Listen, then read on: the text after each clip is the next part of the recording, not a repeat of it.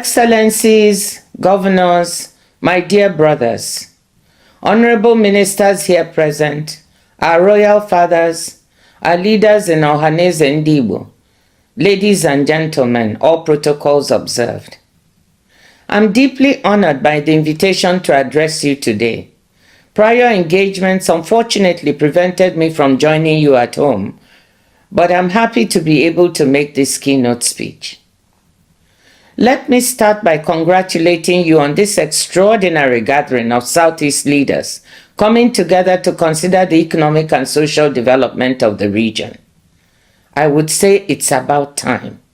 Difficult times warrant extraordinary measures. Nigeria is going through tough economic times in a context in which the world itself is facing multiple crises and uncertainties, whilst at the same time changing rapidly. If today's initiative or gathering succeeds and delivers concrete results, then I hope it will be the start of a journey to improve the lives of the more than 23 million people who live in Abia, Anambra, Ebonyi, and Enugu and Imo states. And it could do much more than that. I'm convinced that a re-dynamized Southeast has the potential to become a beacon of development, good governance, and stability in our country. A re-dynamized Southeast can give our young men and women hope and make them feel part of the changing, digitizing world. It will minimize their desire to undertake dangerous journeys in the Sahara Desert or Mediterranean Sea. But to give hope, we must grapple with and fully own our own problems whilst looking to the many available solutions. The Southeast has so many talents and opportunities, and I think we can plan how to exploit them all to the benefit of the region and its people. On our challenges, I'm sure you expect me to mention the big gaps in infrastructure and services. Yes, that is a challenge, and we'll come to that. But I don't think it is our biggest challenge. Our biggest challenge in the Southeast is ourselves. Allow me to speak frankly. We have too often been our own worst enemies. We have allowed ourselves to be divided. We've lost focus and lost sight of our biggest assets, namely a sense of community and mutual support. We no longer have solidarity. Instead, we have fragmented as a people, and that has made us forget how to work with each other. We don't support each other. Instead, we attack and undermine each other. We're too individualistic, and individualism can be good, but not when we need to come together as one to enable us deliver. But there's a bright side to this challenge. If our big problem is ourselves, it means that the solutions also lie in our hands. If we can build a sense of common purpose and cohesion, we can solve the other problems. To do this, we need to exercise joint leadership, and that is precisely why it is so important that you're taking this step today. Our other big challenge is security. This has arisen partly from our fragmentation. Insecurity in our region is sending the wrong signals about whether one can invest in the Southeast. I want to commend the governors on the recent progress on this front, including mobilizing the NSA and the federal government to assist. The lesson for us is clear. You cannot have development without security, and you cannot have security without development. And to have both, you need good governance. Sustained growth and development are impossible amid repeated sit-at-home orders from one or the other group. To take this region forward, the security problem needs to be solved. The federal government is obviously an important player here, but there is much to be done at the state level, and that is why I commend your leadership as our governors.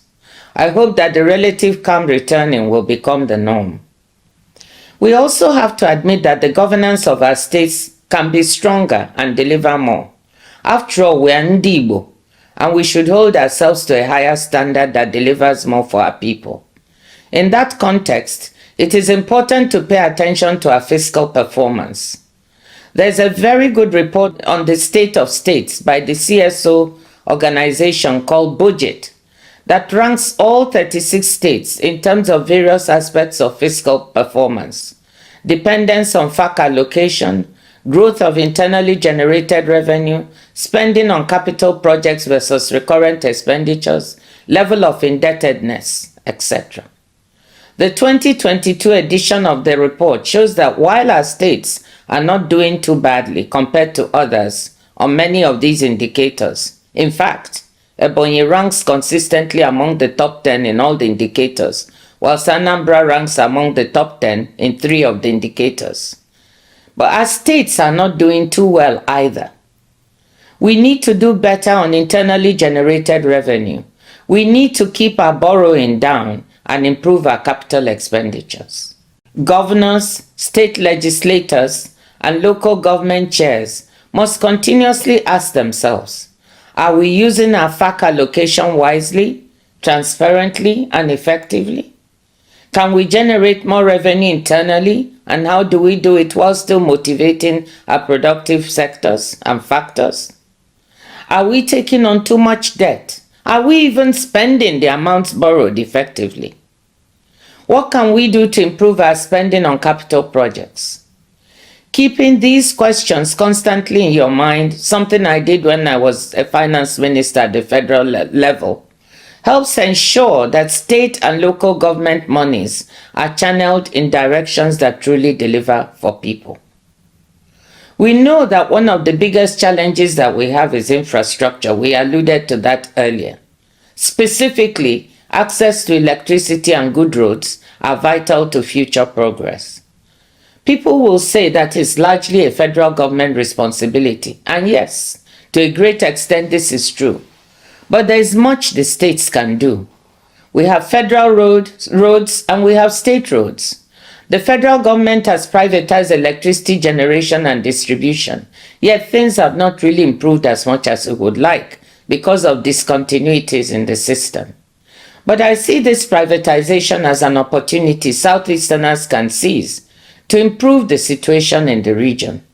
One of our foremost citizens, Professor Barton Naji, has already shown what one man's ingenuity and drive can do. He may not have got it all right, but he has shown how we can try to solve some of our problems in the power sector. Now that the world is moving to renewables because of climate change, we also have the opportunity to move to off-grid solar solutions for our rural areas, while still looking to see how we use our gas for urban and industrial purposes. The Rockefeller Foundation in New York, together with some partners, is working on solar and battery storage solutions that can attack energy poverty in developing countries. They are looking at working in Nigeria. Can we attract them to the Southeast? Let me dwell on a few other opportunities we can seize to develop economic activity in the region. Our biggest resource in the Southeast is our human resources. Ndị Igbo dị entrepreneurial. Anyị ma alụ ọlụ. Anyị ma ịzụ afịa. Some of the biggest entrepreneurs and industrialists in Nigeria are Igbos. Many micro, medium, and small enterprises that thrive in Nigeria, West Africa, and elsewhere are run by Ndị Igbo. Have you ever been to the market in Niger, Burkina Faso, Cameroon? I have. And these places are full of enterprising Ndị Igbo. Then I ask myself, why is the Southeast looking so shabby? Why is our wealth and industry, apart from Aba and Nnewi, not so visible here in the region? How can we harness this entrepreneurship even better at home? Beyond Innocent, our wonderful brother, and a few others, can we get the several billionaires we have to invest more in the Southeast so that we can create decent jobs for our young people right here? Can we get beyond our individual beautiful mansions in our villages to make our Ndị Igbo lovable and livable?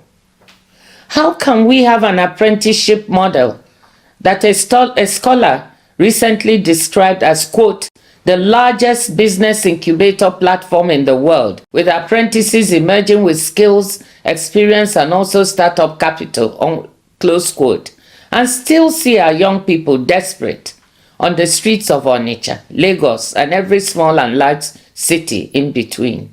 I want to suggest right away that we convene a Southeast Investment Forum, not for people from outside the region or abroad, but for our own Igbo business people. In this forum, We should examine what is blocking greater investment in the Southeast region and what we can do to lift these blockages. Only after this should we do a Southeast Investment Forum where we can attract outside foreign investors. Let me use this occasion to also let you know that yes, there are investors that can be attracted. This is a very important moment in the world where investors abroad are seeking to diversify their supply chains due to the vulnerabilities they've seen as a result of the pandemic and the war in Ukraine and the ravages of climate change. Certain supply chains are being considered. Pharmaceuticals, for example, fertilizer, labor-intensive industries, and yes, technology. The question for us in the Southeast is, can we attract any of this supply chain diversification? Technology is where the world is moving to. Artificial intelligence is what the world is talking about now, and it is exploding. We already have so many of our young Southeasterners involved, from fintech to electric motorcycles. From where I sit at the WTO, we can see that technology and digital are critical.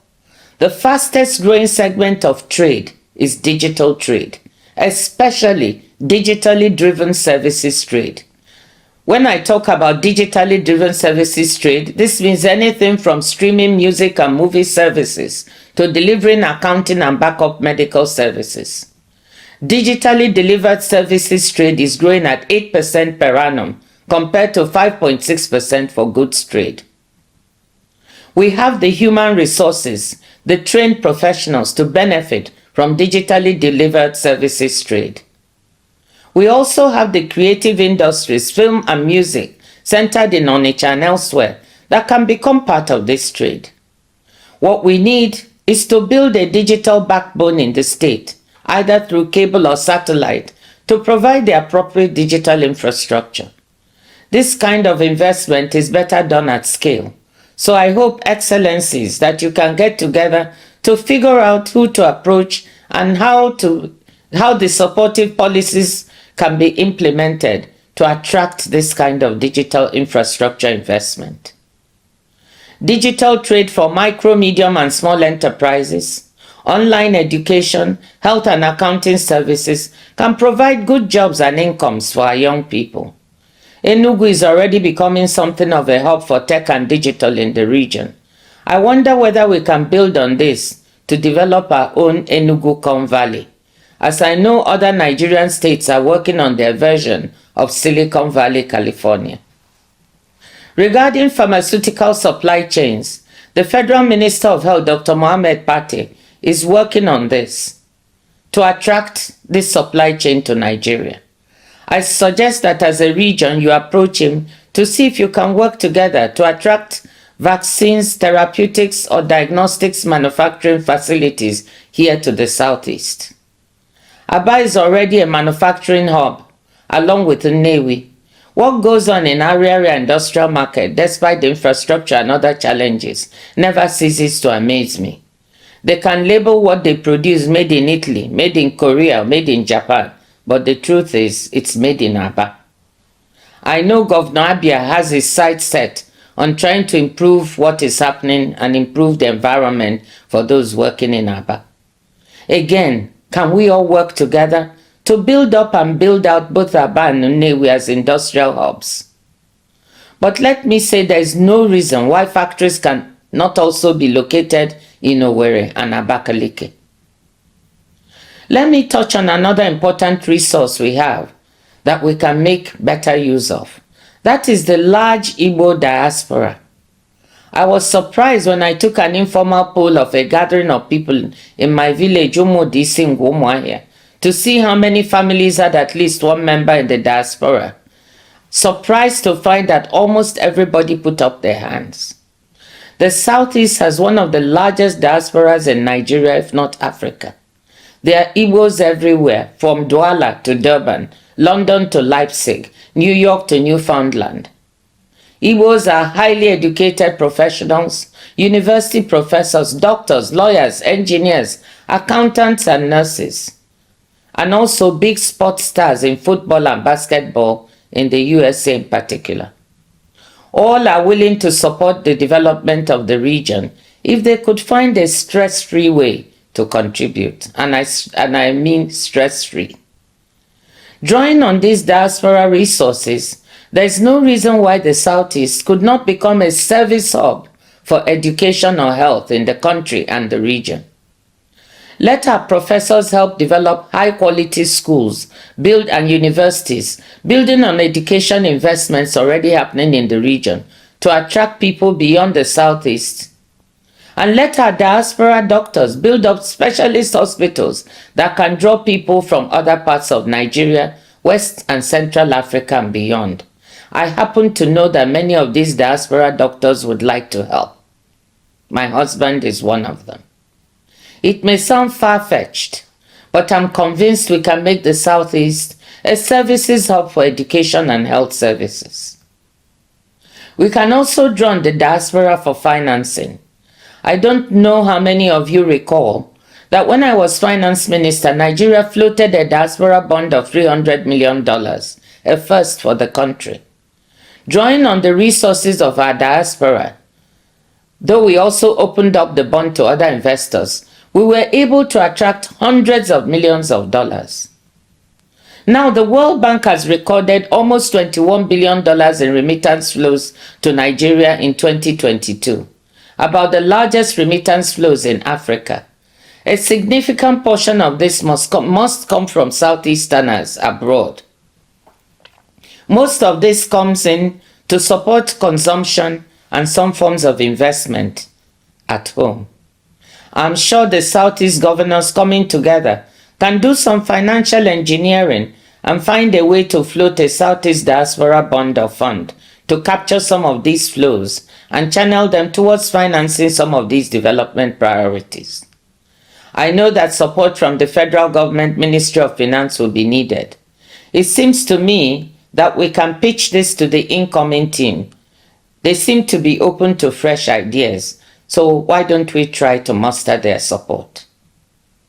You will notice that I've not dwelt on agriculture or natural resources. This is because that is where we always go first when we are talking about opportunities in the region, forgetting all the other possibilities that I've just spoken about.